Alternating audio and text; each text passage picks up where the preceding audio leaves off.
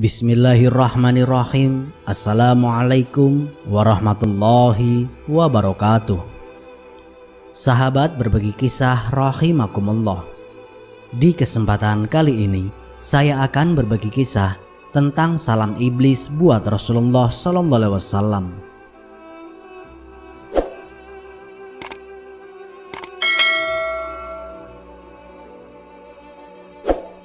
Allah Subhanahu wa Ta'ala telah memerintahkan seorang malaikat untuk menemui iblis supaya dia menghadap Rasulullah SAW untuk memberitahu segala rahasianya, baik yang disukai maupun yang dibencinya. Hikmahnya adalah untuk meninggikan derajat Nabi Muhammad SAW dan juga sebagai peringatan dan perisai kepada umat manusia. Maka malaikat itu pun berjumpa iblis dan berkata, "Hai iblis, bahwa Allah yang maha mulia dan maha besar memberi perintah untuk menghadap Rasulullah SAW. Hendaklah engkau buka segala rahasiamu, dan apapun yang ditanya Rasulullah harus engkau jawab dengan sebenar-benarnya. Jika engkau berdusta walau satu kata pun, niscaya akan terputus semua anggota badanmu, uratmu, serta disiksa dengan siksaan yang sangat keras." Mendengar ucapan malaikat yang dahsyat itu, iblis sangat ketakutan. Maka segeralah dia menghadap Rasulullah SAW dengan menyamar sebagai seorang tua yang buta sebelah matanya dan berjanggut putih 10 lembar, panjangnya seperti ekor sapi. Iblis pun memberi salam, sehingga 3 kali tidak juga dijawab oleh Rasulullah SAW. Maka sambut iblis alaihi laknat, "Ya Rasulullah, mengapa engkau tidak menjawab salamku? Bukankah salam itu sangat mulia di sisi Allah?" Maka jawab Nabi Muhammad SAW dengan marah, "Hai aduwullah, seteru Allah, kepadaku engkau menunjukkan kebaikanmu? Janganlah mencoba menipuku sebagaimana kau tipu Nabi Adam alaihissalam sehingga keluar dari surga. Habil mati teraniaya dibunuh Qabil karena hasutanmu. Ayub engkau tiup dengan asap beracun ketika dia sedang sujud sholat sampai dia sengsara beberapa lama. Kisah Nabi Daud dengan perempuan Uria. Sulaiman meninggalkan kerajaannya karena engkau menyamar sebagai istrinya. Dan begitu juga beberapa anbiya dan pendeta yang telah menanggung sengsara akibat hasutanmu. Hai iblis, sebenarnya salam itu sangat mulia di sisi Allah Azza wa Jalla. Cuma salammu saja aku tidak hendak menjawabnya karena diharamkan Allah. Maka aku kenal baik-baik engkaulah iblis, raja segala iblis, setan dan jin yang menyamar diri. Apa kehendakmu datang menemuiku?" Iblis pun menjawab, "Ya Nabi Allah, janganlah engkau marah, karena engkau adalah khatamul anbiya, maka dapat mengenaliku. Kedatanganku adalah diperintah Allah untuk memberitahu segala tipu dayaku terhadap umatmu dari zaman Nabi Adam sampai akhir zaman. Ya Nabi Allah, setiap apa yang engkau tanya, aku siap menerangkan satu persatu dengan sebenarnya. Tiadalah aku berani menyembunyikannya." Maka iblis pun bersumpah menyebut nama Allah dan berkata, "Ya Rasulullah, jika aku berdusta barang sepatah pun, niscaya hancur leburlah badanku menjadi abu." Bila mendengar sumpah iblis itu, Nabi Muhammad SAW pun tersenyum dan berkata dalam hatinya, "Inilah salah satu peluangku untuk menyiasati segala perbuatannya, agar didengar oleh sekalian sahabat yang ada di majelis ini dan menjadi perisai bagi seluruh umatku." Pertanyaan pertama, "Hai iblis, siapakah sebesar-besar musuhmu dan bagaimana aku terhadapmu?" Jawab iblis, "Ya Nabi Allah, engkaulah musuhku yang paling besar di antara segala musuhku di muka bumi ini. Maka Nabi Muhammad SAW pun memandang muka iblis, dan iblis pun menggeletar karena ketakutan. Sambung iblis, "Ya Khatamul Anbiya, adapun aku dapat merubah diriku seperti sekalian manusia, binatang, dan lain-lain, hingga rupa dan suara pun tidak berbeda, kecuali dirimu saja yang tidak dapat aku tiru karena dicegah oleh Allah. Kiranya aku menyerupai dirimu, maka terbakarlah diriku menjadi abu. Aku cabut iktikat atau niat anak Adam supaya menjadi kafir, karena engkau berusaha memberi nasihat dan pengajaran agar mereka kuat untuk memeluk agama Islam. Begitu jugalah aku berusaha menarik mereka ke kafir, murtad, atau munafik. Aku akan menarik seluruh umat Islam dari jalan benar menuju jalan yang sesat supaya masuk ke dalam neraka dan kekal di dalamnya bersamaku." Pertanyaan kedua, "Hai iblis, bagaimana perbuatanmu kepada makhluk Allah?" Jawab sang iblis, "Adalah satu kemajuan bagi perempuan yang merenggangkan kedua pahanya kepada laki-laki yang bukan muhrimnya, setengahnya sampai mengeluarkan benih yang salah sifatnya.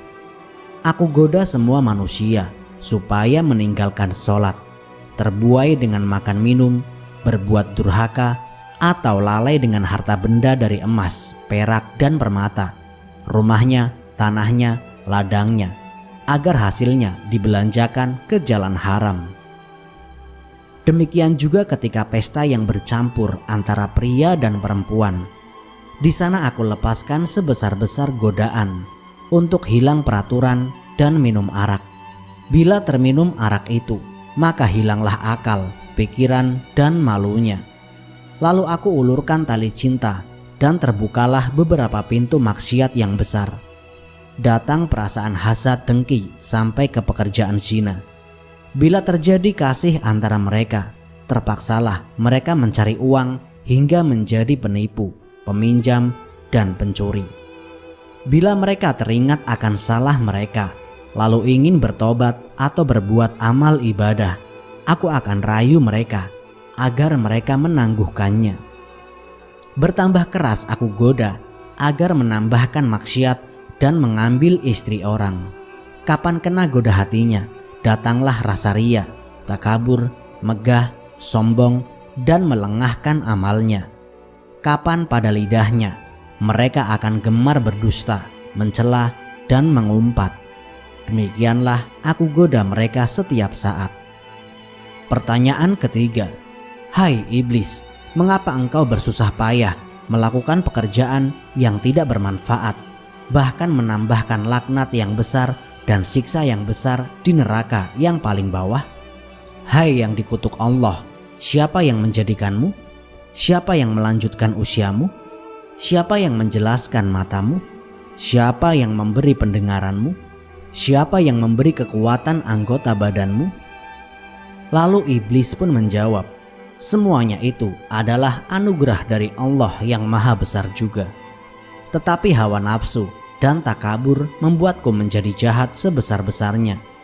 Engkau lebih tahu bahwa diriku telah beribu-ribu tahun menjadi ketua seluruh malaikat, dan pangkatku telah dinaikkan dari satu langit ke satu langit yang tinggi. Kemudian aku tinggal di dunia ini beribadah bersama sekalian malaikat beberapa waktu lamanya.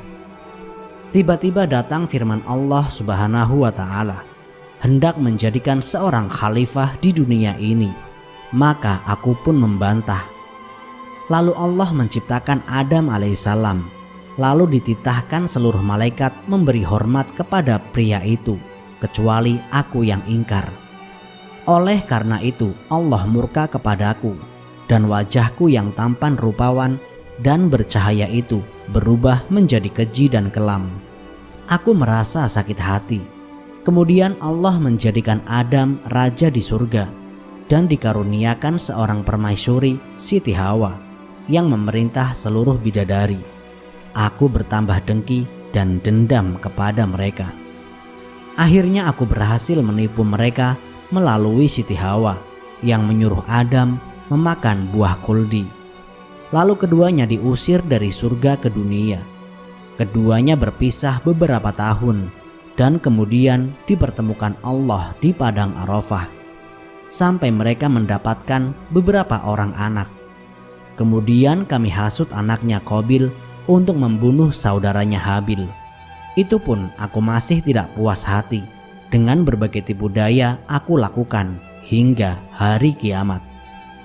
Sebelum engkau lahir ke dunia, aku beserta bala tentaraku dengan mudah dapat naik ke langit untuk mencuri segala rahasia serta tulisan yang menyuruh manusia berbuat ibadah serta balasan pahala dan surga. Kemudian aku turun ke dunia dan memberitahu manusia yang lain pada apa yang sebenarnya aku dapatkan dengan berbagai tipu daya hingga tersesat dengan berbagai kitab bid'ah dan carut marut. Tetapi ketika kamu lahir ke dunia ini, maka aku tidak diizinkan oleh Allah untuk naik ke langit dan mencuri rahasia, karena banyak malaikat yang menjaga di setiap lapisan pintu langit. Jika aku bersikeras juga ingin naik, maka malaikat akan melontarkan panah api yang menyala. Sudah banyak bala tentaraku yang terkena lontaran malaikat itu, dan semuanya terbakar menjadi abu. Maka besarlah kesusahanku dan bala tentaraku untuk menjalankan tugas menghasut. Pertanyaan keempat. Hai iblis, apakah yang pertama engkau tipu dari manusia? Jawab sang iblis, pertama sekali aku palingkan iktikat atau niatnya. Imannya kepada kafir juga ada dari segi perbuatan, kata, perilaku, dan hatinya. Jika tidak berhasil juga, aku akan tarik dengan cara mengurangi pahala. Lama-kelamaan mereka akan terjerumus mengikuti kemauan jalanku. Pertanyaan kelima. Hai iblis, jika umatku sholat karena Allah, bagaimana keadaanmu? Jawab sang iblis, sebesar-besarnya kesusahanku.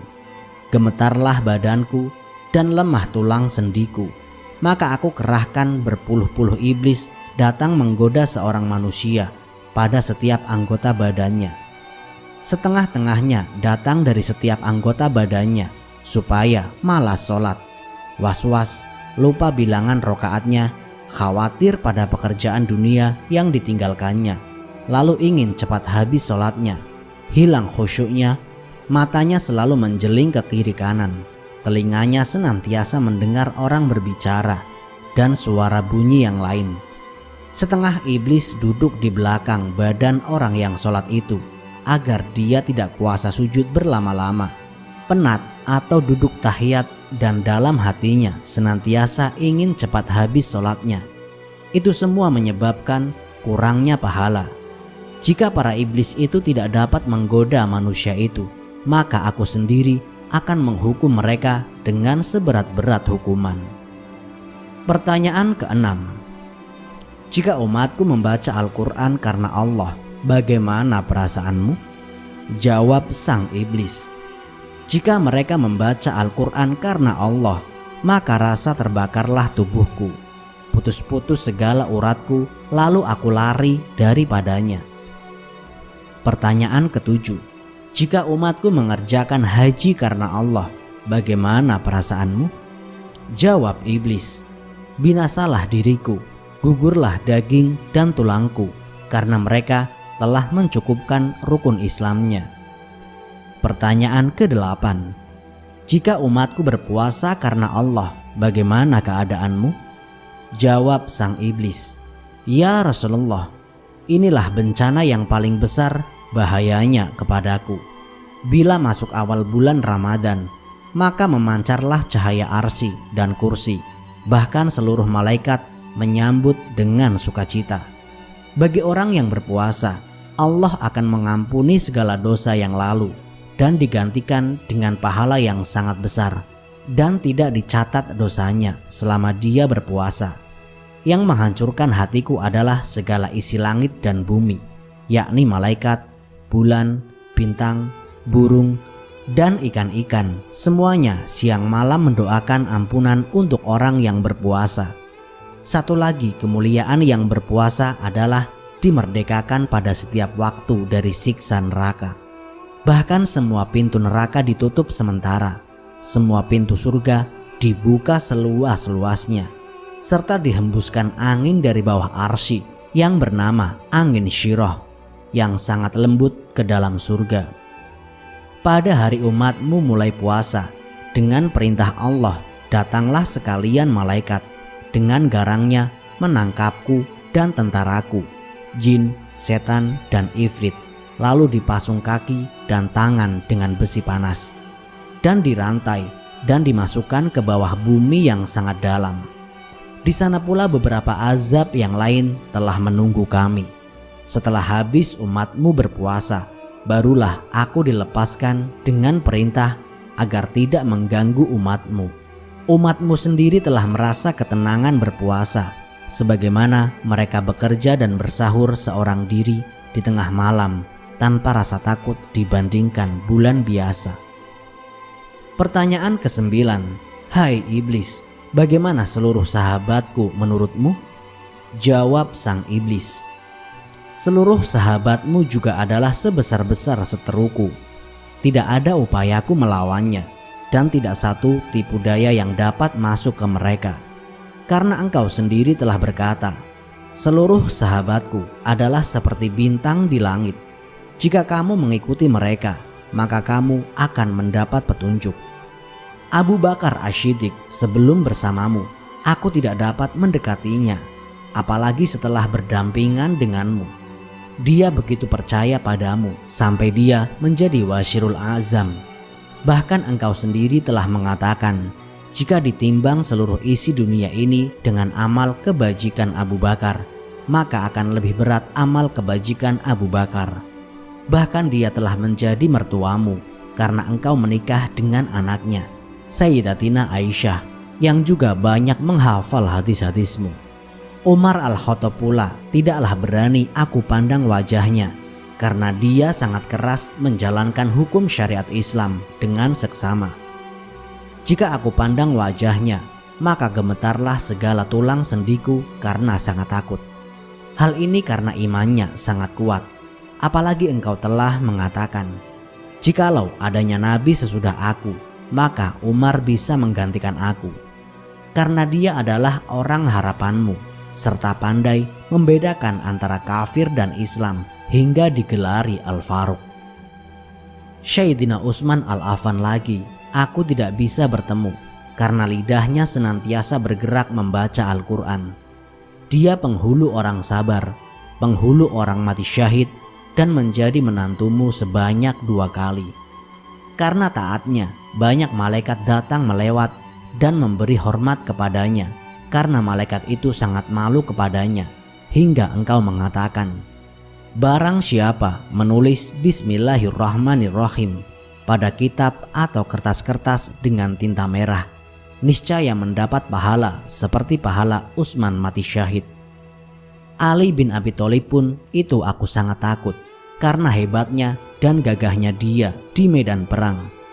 Tetapi sangat sopan santun, alim orangnya.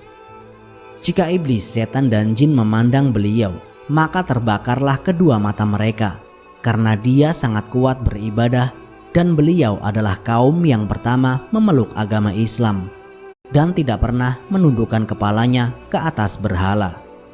Bergelar Ali karamallahu wajhah, dimuliakan Allah akan wajahnya, dan juga harimau Allah. Dan engkau sendiri berkata, akulah negeri segala ilmu, dan Ali itu pintunya. Bahkan dia menjadi menantumu semakin aku ngeri kepadanya. Pertanyaan ke-10. Bagaimana tipu daya engkau kepada umatku? Jawab sang iblis, umatmu itu ada 3 macam. Yang pertama, seperti hujan dari langit yang menghidupkan segala tumbuhan, yaitu ulama yang memberi nasihat kepada manusia agar mengerjakan perintah Allah dan meninggalkan larangan seperti kata Jibril alaihissalam. Ulama itu adalah pelita dunia dan pelita akhirat. Yang kedua, umat Tuhan seperti tanah yaitu orang yang sabar, syukur, dan ridho dengan karunia Allah, berbuat amal soleh, tawakal, dan kebajikan. Yang ketiga, umatmu seperti Fir'aun, terlampau tamak dengan harta dunia dan dihilangkan amal akhirat. Maka aku pun bersukacita, lalu masuk ke dalam badannya. Aku putarkan hatinya ke lautan durhaka, dan aku hela kemana saja mengikuti kehendakku. Jadi dia senantiasa khawatir kepada dunia dan tidak ingin menuntut ilmu. Tidak ada waktu beramal ibadah, tidak akan mengeluarkan zakat, miskin ingin beribadah. Lalu aku goda agar minta kaya dulu, dan saat diizinkan Allah dia menjadi kaya, maka dilupakan beramal. Tidak berzakat seperti Qorun yang tenggelam dengan istana mahligainya. Kapan umatmu terkena penyakit tidak sabar dan tamak? Dia senantiasa khawatir akan hartanya, dan sebagian asyik ingin merebut dunia harta. Berbicara besar sesama Islam, benci dan menghina kepada yang miskin, hartanya untuk jalan maksiat, tempat judi, dan perempuan lacur. Pertanyaan 11. Siapa yang serupa dengan engkau? Jawab sang iblis, orang yang meringankan syariatmu dan membenci orang belajar agama Islam. Pertanyaan 12. Siapa yang mencahayakan muka engkau? Jawab sang iblis, orang yang berdosa, bersumpah bohong, saksi palsu, pemungkir janji. Pertanyaan 13. Apakah rahasia engkau kepada umatku? Jawab sang iblis, jika seorang Islam pergi buang air besar dan tidak membaca doa perlindungan setan, maka aku gosok-gosokkan najisnya sendiri ke badannya tanpa dia sadari. Pertanyaan 14. Jika umatku bersatu dengan istrinya, bagaimana hal engkau? Jawab sang iblis, jika umatmu ingin bersetubuh dengan istrinya dan membaca doa perlindungan setan, maka larilah aku dari mereka. Jika tidak, aku akan bersetubuh dahulu dengan istrinya, dan bercampurlah benihku dengan benih istrinya.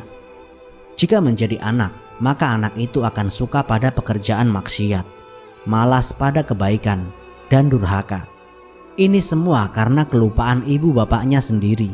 Begitu juga jika mereka makan tanpa membaca bismillah, aku yang akan dahulu makan.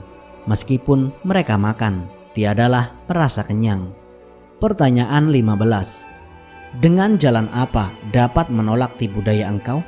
Jawab sang iblis, jika dia berbuat dosa, maka dia kembali bertaubat kepada Allah, menangis menyesal akan perbuatannya. Bila marah, segeralah mengambil air wudhu, maka padamlah marahnya. Pertanyaan 16. Siapakah orang yang paling engkau lebih sukai? Jawab sang iblis, pria dan perempuan yang tidak mencukur atau mencabut bulu ketiak atau bulu kemaluan selama 40 hari. Disitulah aku mengecilkan diri, bersarang, bergantung, berbuai seperti pijat pada bulu itu. Pertanyaan ke-17. Hai iblis, siapakah saudaramu?